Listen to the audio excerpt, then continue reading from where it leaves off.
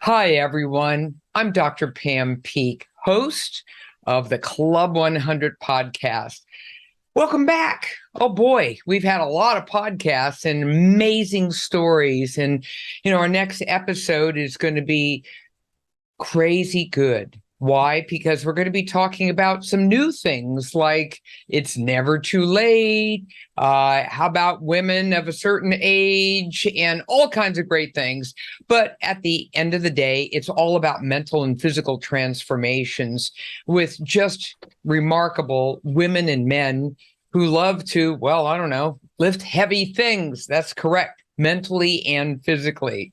So we try to inspire with everything that we do as we share real, authentic stories of life's challenges, tough times, epic fails, epic triumphs.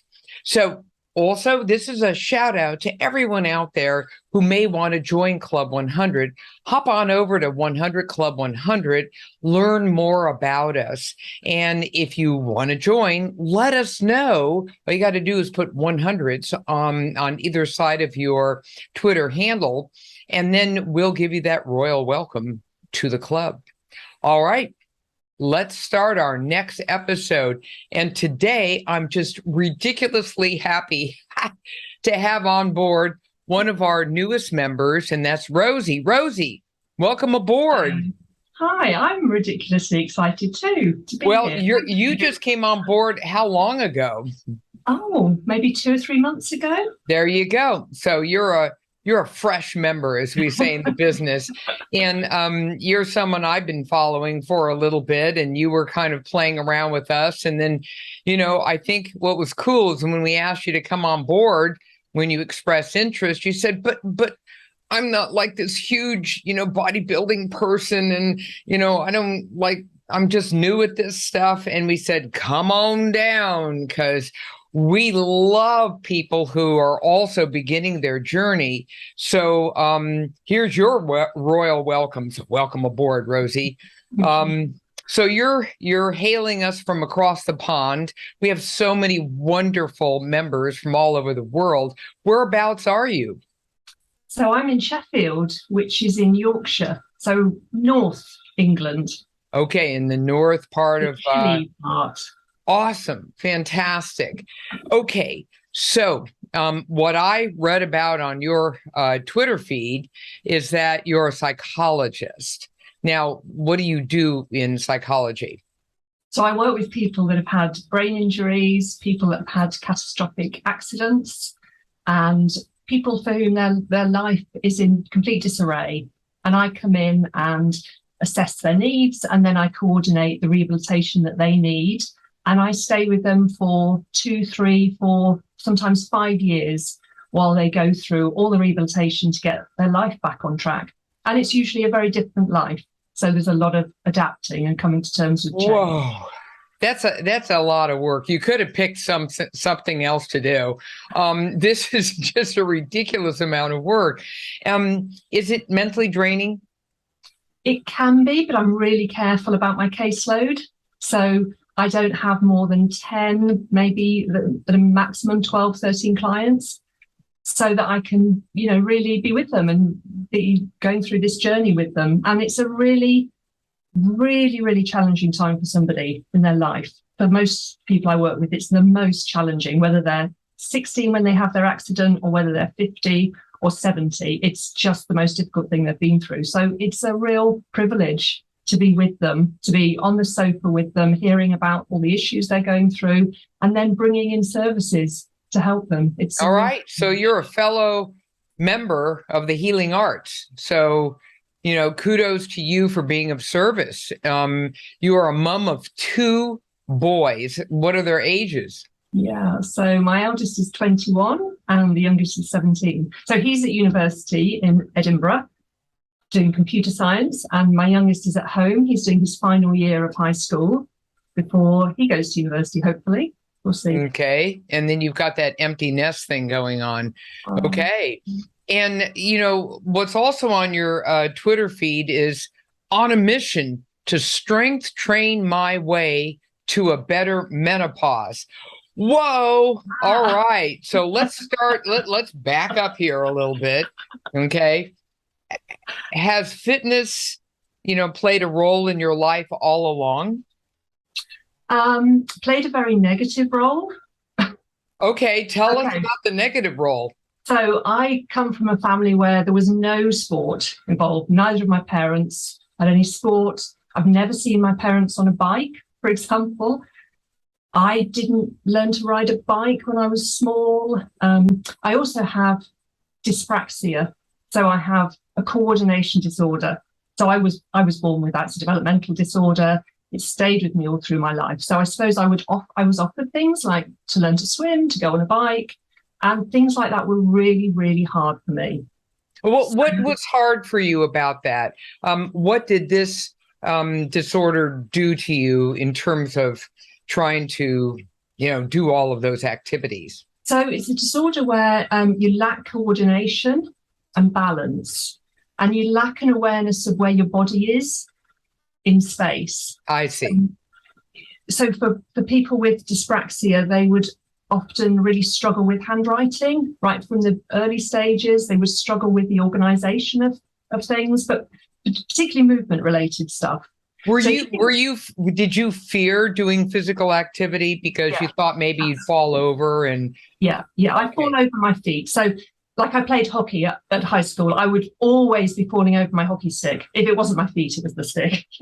So if you think of a class of 30, maybe lots of, say, the 100 club people would be in that high, the sort of more capable physically. Okay. And out of those 30, there would be the 2 or 3 that are right at the bottom that struggle with everything physical. They don't have any talent physically. I would be in that 2 or 3. So I wasn't picked for any teams. I was the last to be picked when the captains were choosing who they wanted on their team. I was terrible at hurdles, athletics, so I had a really poor history with my feelings around sport. I felt humiliated all the time at high school whenever we were doing PE. My overriding feeling was pure humiliation. So I would do anything to get out of it. That's what happens. So you actually withdraw as a young person if you're not very capable. You withdraw and you start having tummy ache.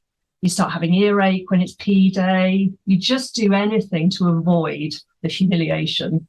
Did you ever go out and just hang out with your friends and do something like, hop on a bike or something, or was that too much for you? I mean, outside of school, did you ever do something else too? Yeah, I suppose I would hang around the park, but I would be the one just sitting on the bench talking. I can do talking. I would be the one talking and hoping to not be noticed. So hoping nobody would call me over to say, join in with the rounders or whatever they were playing. So I was wanting to make myself small in that space. Wow. I mean, just listening to this, I'm sitting back saying, this is really a bummer. No wonder you said fitness was, like a negative experience, because it was really fraught with a feeling of not feeling good about yourself because of this issue and back and forth. So I take it this followed you most of your life? So yeah, as an adult, I tried to do things that I found enjoyable. So I love music. And I can't really dance in terms of the rhythm, but I just love being in that sort of environment. So, in the 80s, there was loads of aerobics. Jane Fonda was big. So as my God, don't wear those leggings, please. Jesus, don't. I loved Jane Fonda. It's going to the dark side. Yeah, I used to do that a lot on my own in my bedroom. I used to follow Jane Fonda cassette tapes, and do stuff like that. So I liked movement, and where I was doing it on my own, with privacy, it was fine. So I used to do stuff like that, and I used to I'd occasionally join gyms, but I've kind of joined and then just got to a point of feeling I'm not very good at this, and it's just not working out for me. And so I've been one of those people that's tried for a month and then just thought, oh, actually, that's not my thing at all. When you went to the gym in those early days and things weren't going swimmingly, what did you actually do in the gym? Did you just do aerobic stuff? Did you do classes? Did you weightlift? What did you do? Yeah. So sometimes I would do classes and I would be at the back of the class, which is the worst place to learn. Can't see a damn thing. No. I can't see anything. There's no way I would have been at the front. So I was at the back. So that's not very motivating, and you don't learn what to do. So that wouldn't last long. And sometimes I would be in the gym and I would have an induction program with a trainer that was showing me what to do. So that was okay while that person was with me. But then they back off, don't they? Because they say, oh, you're doing fine. You can do it on your own. I'd be doing it on my own. I think, I don't really know what I'm doing anymore, because I also forget about how to move in certain ways. Did you ever lift weights in those early days? No, I would be doing stuff on the machines. Machine. Okay. Machines, yeah. And I would be sticking to, I'd have my little cable thing that you slot in. I'd be sticking right to the bottom. And I would never, the thing that strikes me now is that back in those days, whatever I was doing, I could perfectly easily hold on a conversation with somebody while doing it. There was no need for focus or concentration on the movement itself. There was just sort of chatting and doing a bit of this and a bit of that. Okay. So yeah, that's the stuff that makes a lot of hardcores crazy. Just so you know. Yeah. All right. So you were just sort of like, playing around with this whole issue of the fitness thing back and forth.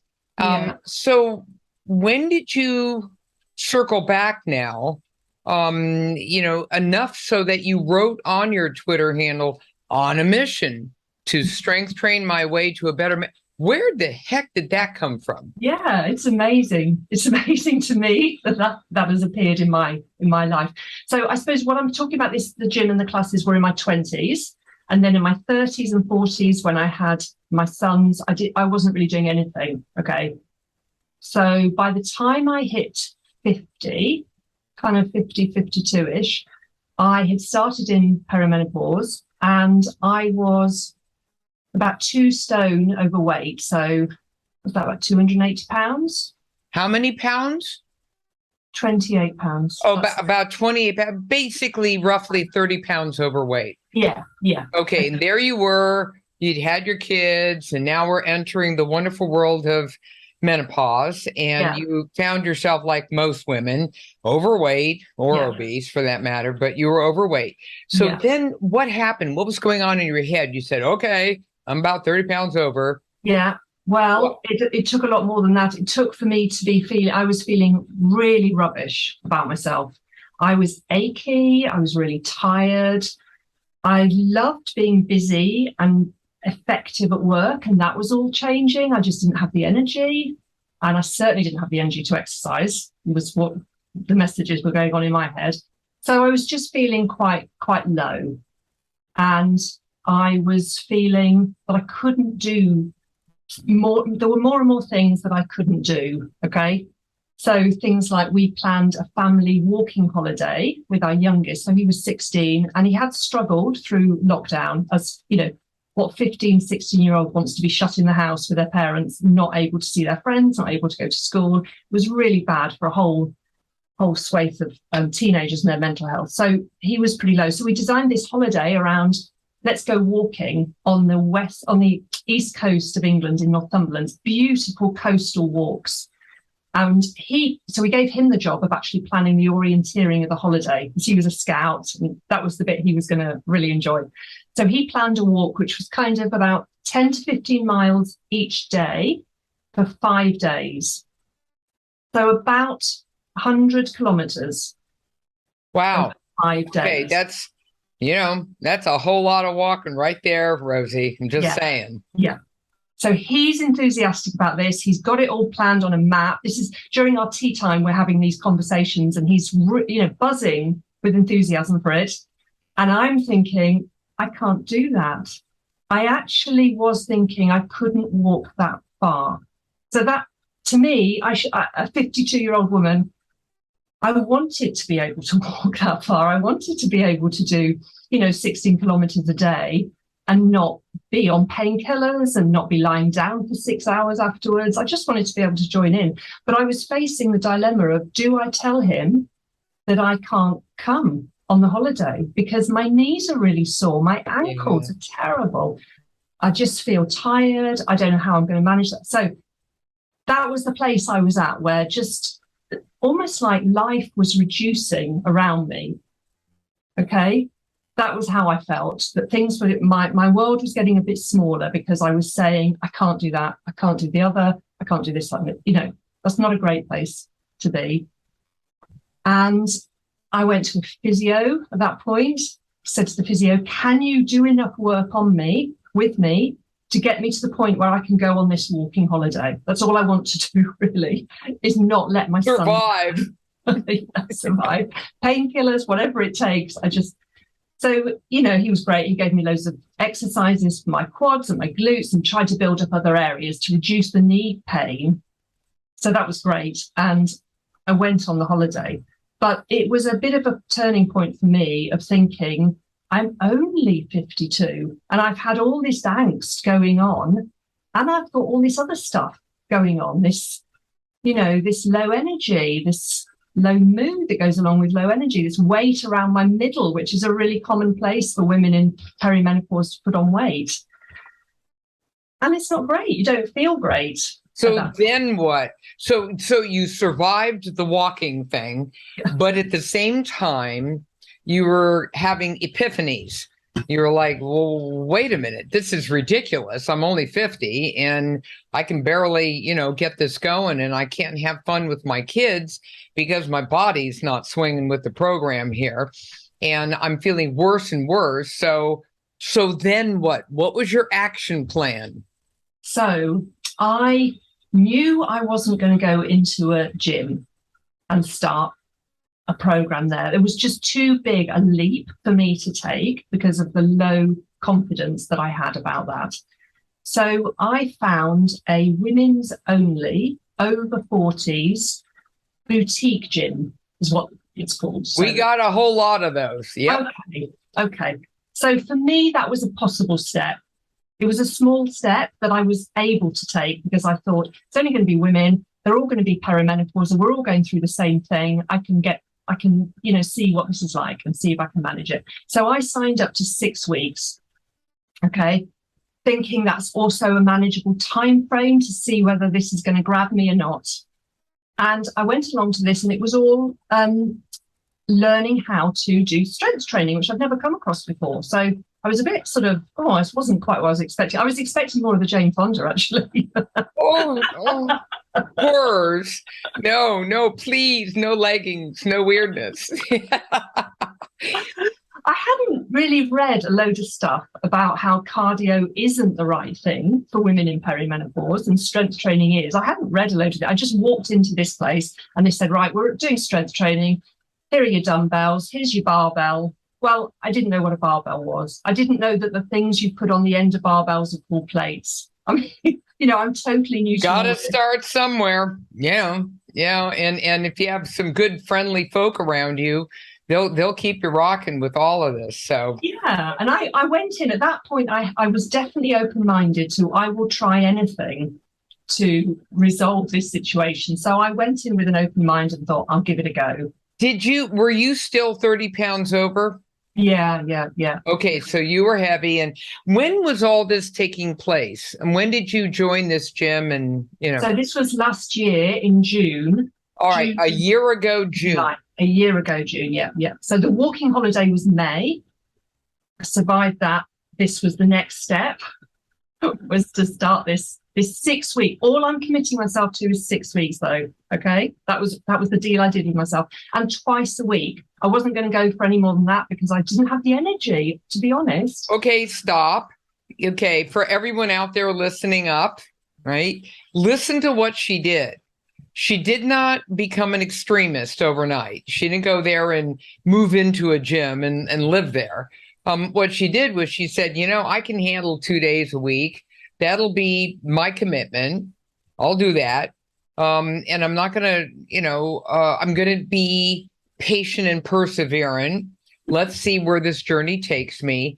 But there weren't unrealistic expectations about what you were doing. When anyone starts anything like this, that's the smartest strategy on the planet. Just start,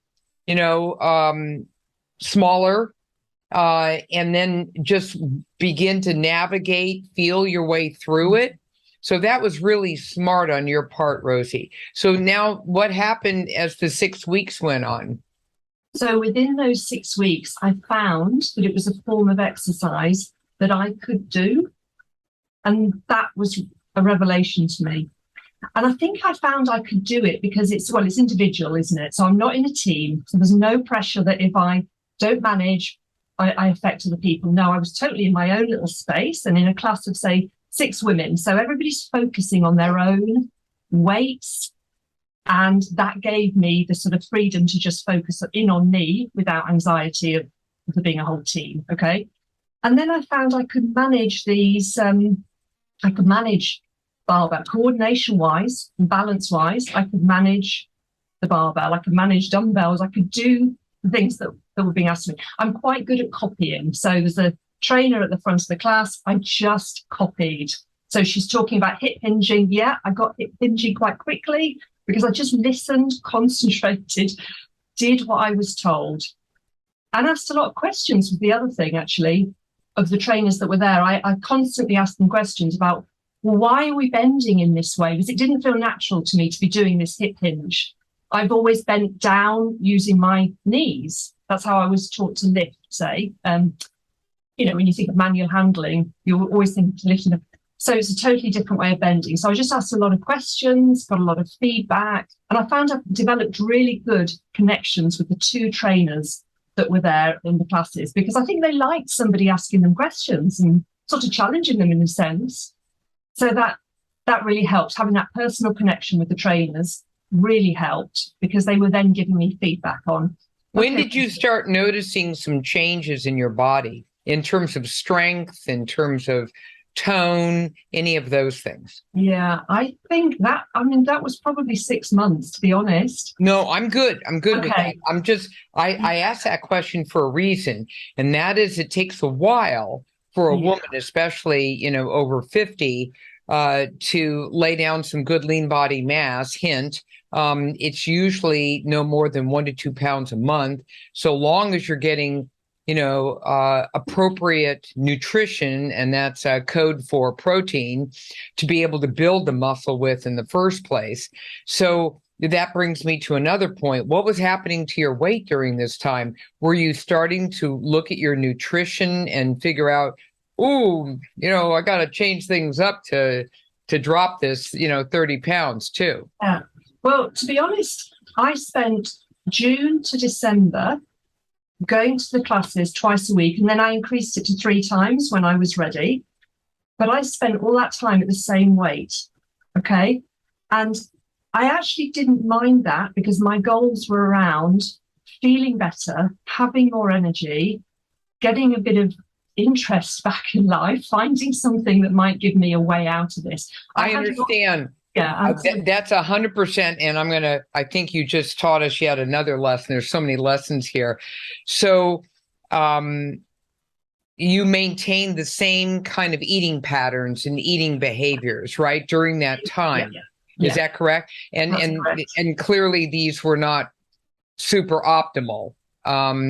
Yeah, no, I thought they were, in that the trainers would often be talking about protein. Make sure you get enough protein. And I was thinking to myself, we didn't talk about weights of protein. So I was thinking, okay, I have a bit of chicken on my salad at lunchtime, so there's my protein. Or I have a fried egg on toast in the morning, there's my protein. Okay. So for that whole sort of 6 months, my nutrition wasn't optimal because I didn't realize that I needed to be on 140 grams of protein a day. Well, at the end of the day, it's really 2 grams per kilogram, right? And so it's a lot more than you think it is. When you're younger, you could eat at that level too, but quite frankly, by the time you're hitting like 40 for sure, you should be bumping it up, and absolutely after 50.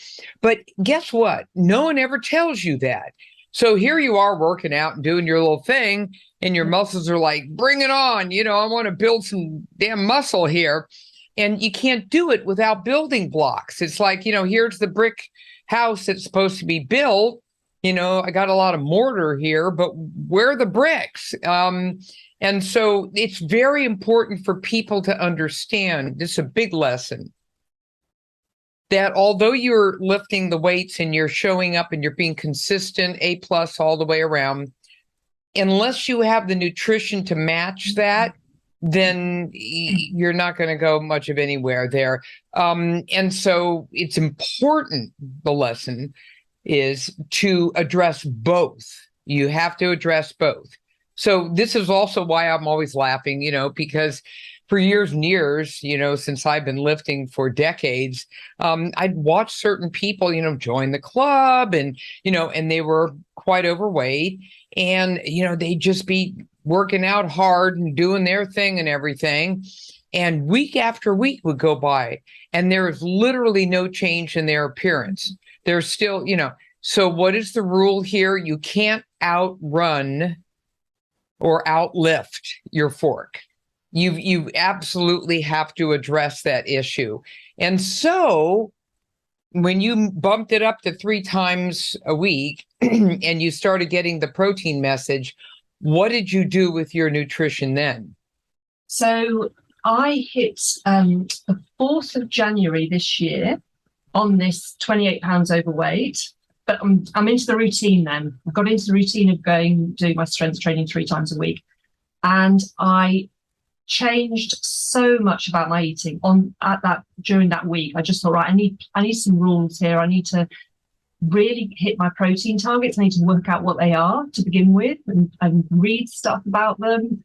I need to stop eating in the evening after my 6 o'clock evening meal. I need to stop. Hallelujah. Absolutely. Until 10 the next morning. Yeah. And isn't it a bitch to try to get in all that protein? You have to sit there and just go, oh man, this is crazy.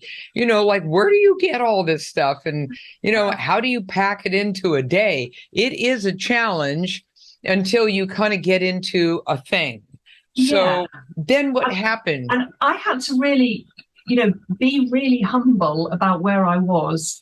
So one particular session I went to with my gym trainer, and she said, get onto MyFitnessPal, because I think that's why you're struggling with your protein and you're struggling with nutrition, because you're not really sure what you're eating. It's all a bit vague and wishy-washy. And I said to her, no, I'm not doing that because I don't like the negative side of food tracking.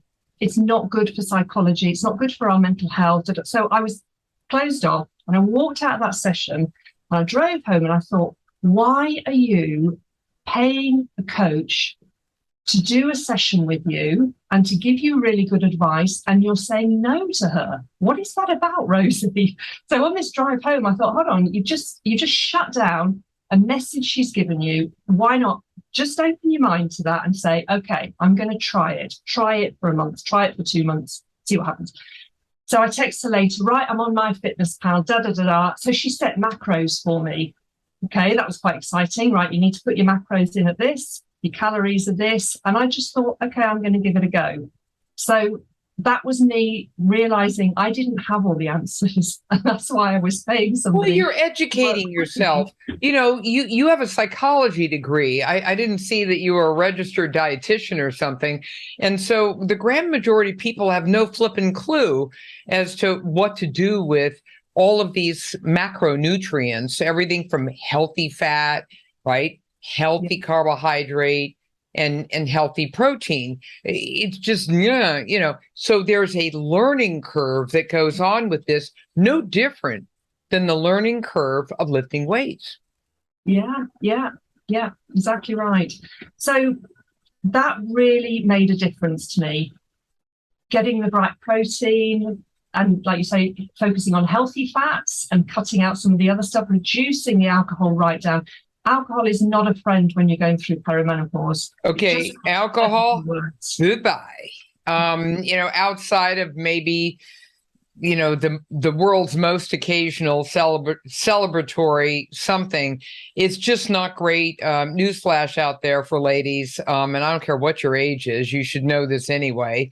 It'll just pack on weight in that really special place we love. Yeah, your belly.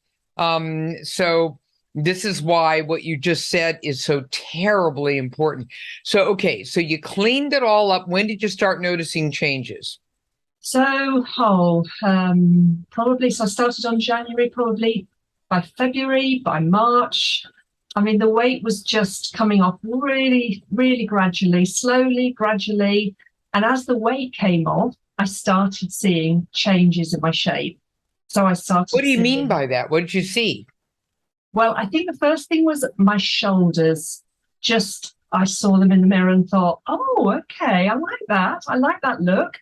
The out and down, and my arms just looked more toned, looked more shapely.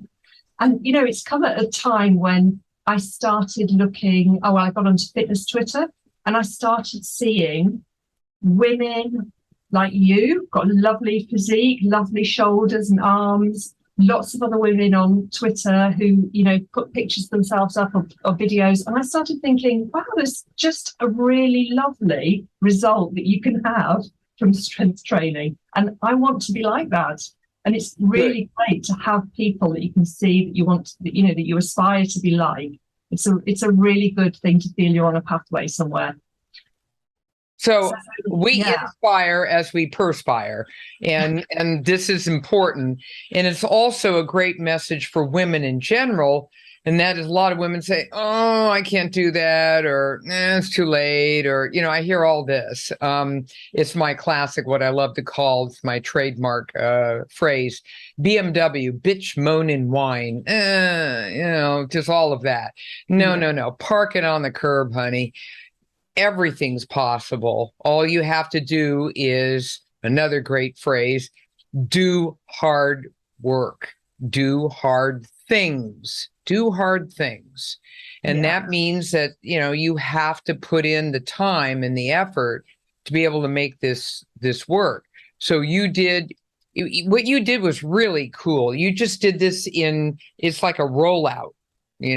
So phase one was, kind of getting into the gym and starting to connect again with your body and moving that along for about 6 months or so.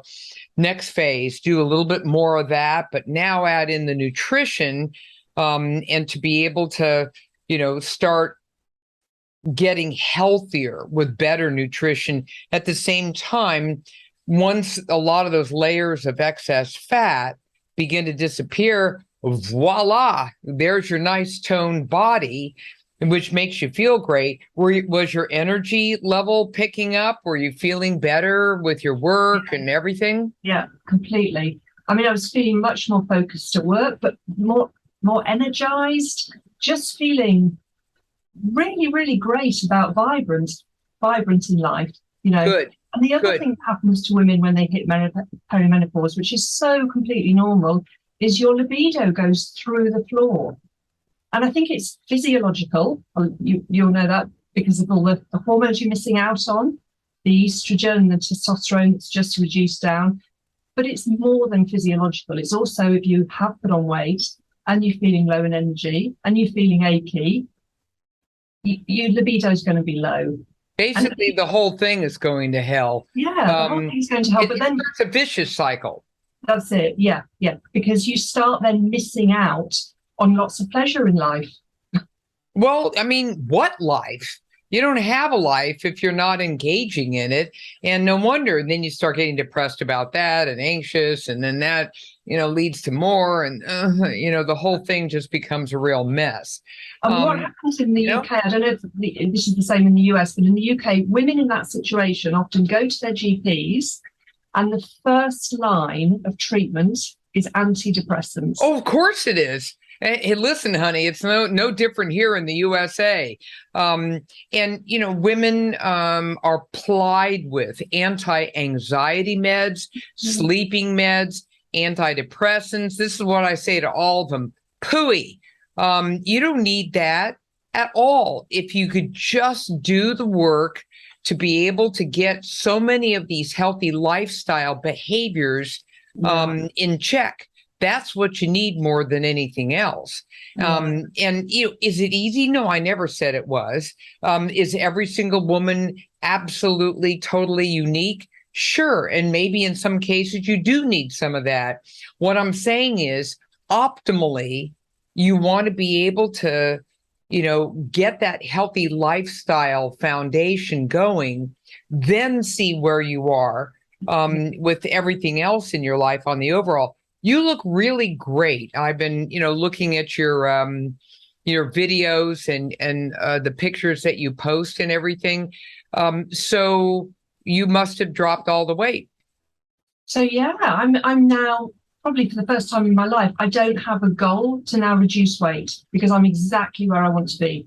I'm happy with my weight. Like I would like to reduce body fat percentage and increase muscle mass, but my weight is something I'm fine with. And the muscle mass will come, as you continue to do this and very cautiously, maybe lift a little bit heavier weight under the direction of appropriate people to be able to challenge your muscles, because muscles do adapt over time. But I mean, you look absolutely fabulous. I'm laughing because you brought to mind that wonderful video I posted, putting on a shoe with one leg, and where you have to get the sock on, get the shoe on, tie the damn thing, and then switch feet. But you got to stay only on one foot and you can't fall over and whatever. You were hysterical. You were so sweet. You were going, oh, damn, I'm going to have to practice this sucker. This is hard. And then I watched you and you were fantastic. I mean, you were great. Everyone was having a lot of fun. I didn't realize I just started a challenge that went viral, but it was. I took it to my class. I told everyone in my class, you have to try and do this. So there's 6 other women all doing it together. Nobody could do it. I was probably, I was a bit further on than the others were in the class. That's right. You got a heads up on that one. But I saw you working it, and I also saw how hard you work, Rosie. I mean, you work hard. And I got to take my hat off to you because you've really shown you got what it takes, and that you came from a background that had nothing to do with sports and, big time fitness, that you just decided to go ahead and take yourself on, do hard things to be able to achieve this goal. And I look at you now, it's like ridiculous. You look fantastic. Oh. No. I don't say that lightly. And I think you yourself are inspiring to other people. It's a gift that keeps on giving. You may start with inspiration from a boatload of us veterans who've been at it forever. And then you yourself, see one, do one, teach one. And I'll put money on it, that people are watching you and that they're saying, well, wait a minute now, if she could do it, I can do it. And after listening to this podcast where, the true truth came out, and that is that all you had was a negative relationship with fitness, and you twisted and turned that thing around to your benefit, which is fantastic. And once you got that nutrition dialed in, along with setting up that foundation of a stronger body, well, gosh, look at you right now. I mean, you look wonderful. And I just think that that's a great story for everyone to hear. And you did it in a realistic way that made all the sense in the world. Just a gradual, patient, perseverant rollout. But look what it took for you to start this entire journey, feeling rotten, as you would say, rubbish. You would feeling rotten. And then you were challenged with keeping up with the whole family on this walk, and you were thinking, well, wait a minute, I'm only 50. This is crazy. What am I doing to myself? And then taking yourself on and just saying, okay, well, and you were very resourceful. You didn't want to go into like a big guy's gym. What you did was you found a place that was more comfortable to you. A lot of the more boutique gyms work that way. And they're really very, very helpful versus, walking into one of these big guy gyms and just, it's kind of intimidating to a lot of beginners especially later in life. Yeah. And so you did all the right things. So what are your goals now, Rosie? Well, I'm really excited about seeing what I can achieve strength-wise. And I would say all those things you've said are really, really great, Pam. But the thing that really strikes me is that if I can do this strength training, anybody can, any woman can, because I really came at it at the point of such low confidence. And I still genuinely have poor coordination, and that's going to stay with me forever. But it is something that's open to everybody, no matter what your ability levels are like, because of the way you make progress. So right now I'm deadlifting my body weight, which is exciting for me because that was a massive thing. I'm heading towards different goals on bench press. I want to be able to bench press half of my body weight. Oh no, I can. I did that last week. Okay. All right. I forgot about that. Yeah. So that was exciting. That was exciting last week. So I've got all these goals around specific weights I want to lift, and they all seem realistic. But I do goal setting every 2 months. That's just something I do. I sit down with a coffee and I write down the goals that I want for the next 2 months, and then I show my coach, are these realistic? Can I do these? What do you think? Can you help me? And every time she said, yeah, brilliant. Let's go through this. She's put together a program that's focused on the things I want to do, which is I love it. Moves. I've just read stuff about powerlifting. I've thought, yeah, I really like all these compound exercises. That's what I want to do. So I'm kind of driving the process by saying, I want to do more. I want to be stronger. I want to look better. And she's following that completely, following my lead and saying, yeah, I'm the person that can pull all the bits in place for you and, give you the right advice. If you fail to plan, you plan to fail. And so what you have is a plan instead of just sort of like riffing and just sort of showing up with no great, strategy here. Instead, you've got a plan. You sit down and then you modify it as needed. Things happen in life, whatever. And that's all great. There's something else that your, coach and trainers and other people need to be fully aware of. And this is something I'm an expert in, and that is looking at body composition. Now, here's the big heads up. You're in your 50s, and that's a fantastic time, to get it together, lay down a strong foundation. When you enter your 60s, that's actually your 7th decade of life. When you enter the 7th decade of life, it doesn't matter who you are. There is an age-related drop in muscle mass. Now, this is something, the fancy word is sarcopenia. So what this actually means is that if you come from a place where you've got a nice ton of muscle to spend, right? And then that age-related lean body mass drops, then it only drops like that. And it's like, yeah, so who died? But if you have a rotten foundation where you don't have that much lean body mass, and now you drop, rot-row, now you're going to be in trouble because you're beginning to knock on frailty's door. And I got to tell you, once you become frail, this is one of the few times I have to say this about anything in life, but once you become frail, there's no coming back. That's a terrible, horrible place to be. And you want to avoid it at all costs. Sometimes it happens in life because of medical conditions, whatever, and God bless. But if there's any way to prevent it, what you do is you stockpile as much lean body mass as humanly possible, okay? And just get that going. So you are so smart to have done what you've done. For people who've done it for decades, they've got a really powerful foundation. Their job is to keep it going. You don't ever sit on your laurels and go, well, I got some muscle and I think I'll just sort of, show up whenever I feel like it. No, because the older you get, the faster you lose it. So, and that starts in your 50s. But in your 60s, I am telling you, I'm giving you a forewarning.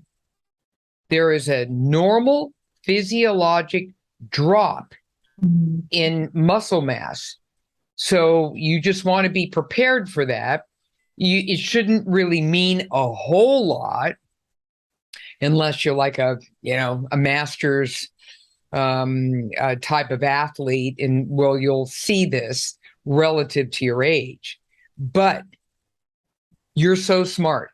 So it's more than just you're going to look great. You look fantastic, Rosie. So you're going to look great. You're going to feel great. You're going to be productive. You're going to have fun. You're going to embrace life. And at the same time, physiologically, you're preparing yourself for something that's going to be happening here.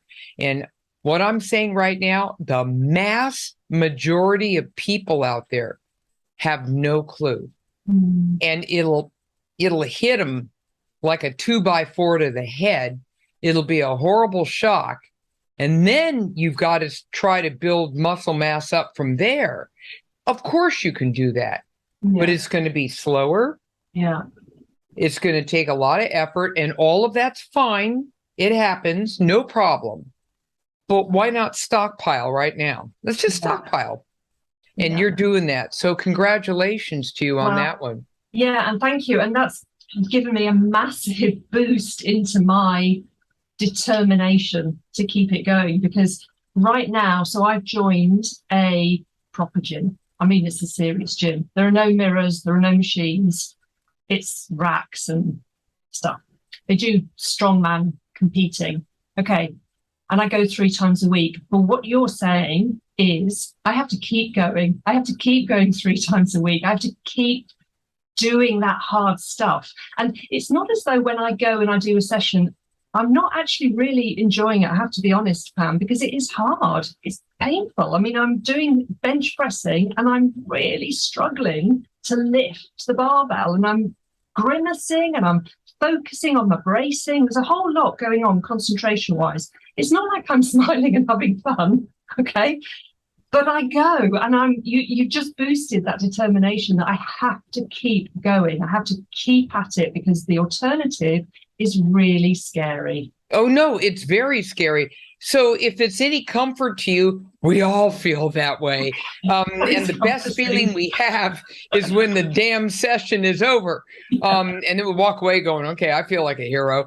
But during the time, this is why they call it high intensity, training, because high intensity is pushing your envelope and you're sweating and you're rocking and rolling here, right? That's what it's really all about. And that's okay. You're doing hard things. When you do hard things, the stronger your purpose for why you're doing this, the easier those hard things will occur, because you've got a reason why you're there. Versus, can you imagine doing that with no purpose? I mean, just kill me now. You've got to have strong purpose, crying out loud, So, oh my gosh, I just love this conversation because it's just so real. So as we wind this up briefly, if some woman is out there, she's about 50 and she's got a similar, history as you do, and she's feeling helpless, hopeless, and defeated, what are you going to tell her? Oh, I think I would say the first thing would be to reach out to somebody else in that situation who has made a difference to themselves, to get some support, to get ideas, to get the first step on the ladder as to where you're going. I think that is really important. So how does Club 100 help you? Well, I have a feeling if I didn't have connection with people, if I didn't feel like I was part of a community, my motivation would be dwindling, if not had completely gone by now. Because there's something really important in that, the connection that I've made with people, you reaching out and saying, I want to talk today. It's really lovely, and it's life enhancing stuff to feel part of a community. And the thing gets me about the 100 Club, which is that there's no kind of status that we have to be adhering to. I don't feel like a lesser member. I mean, I did before I came in when I said to you, oh, I don't know, I don't really have a great story. I'm not really that interesting to the. Okay, so that's me feeling like a really low confidence thing. But once you're in, it's not even once you're in. I sort of feel like there's this party going on, the 100 Club, where people are beckoning other people to come in. I felt beckoned, welcomed. And I don't feel there is this huge status thing that I'm not worthy of communicating with certain people because I'm just on really low weight. There's none of that goes on. And I'm in 2 other Twitter communities. One's professional and one's just another area of interest. And there is definitely a status thing that goes on. Certain people won't speak to others because they haven't been around long enough. They don't do enough. I just don't find that with 100. No, we don't do that. What we are is just a wild and crazy motley crew of women and men who just love to support one another, connect, tell incredibly bad jokes.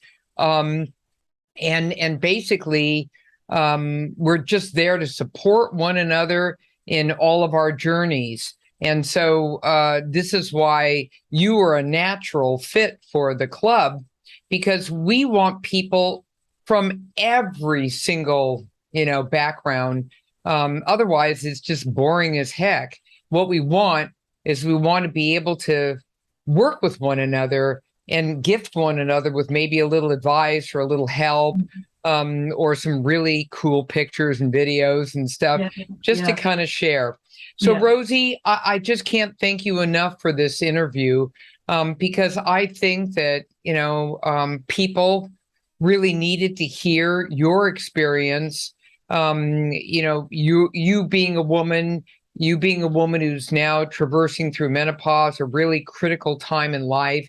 And by the way, it's men and women who drop the lean body mass. So, don't you think out there, guys, that this doesn't happen to you. This happens to you in a majorly way. Just look at what's going to happen to your belly if you don't, stay on top of it, right? So it's really important that everyone stockpile that lean body mass, dial in the nutrition, get that protein on board and the healthy fat and healthy carbohydrate, get a routine going, stick to it, and really start skating into the next decades, feeling strong and rocking and rolling. So, Rosie, thank you so much for taking the time to share all of this with Club 100. We really, really appreciate it. Oh, thank you, Pam, for everybody being so welcoming and being so generous with advice and support and encouragement. What an encouraging group. All right. Well, you heard it from Rosie herself, and that is Club 100 is the place to go. So as we wrap up another episode of the Club 100 podcast, please run on over to 100 Club 100 on Twitter, scope it out, and then let us know if you also want to join, because we're here as a community of people who love to support one another. All right. I'm Dr. Pam Peeke, host of the Club 100 podcast. Everyone out there, have a great day.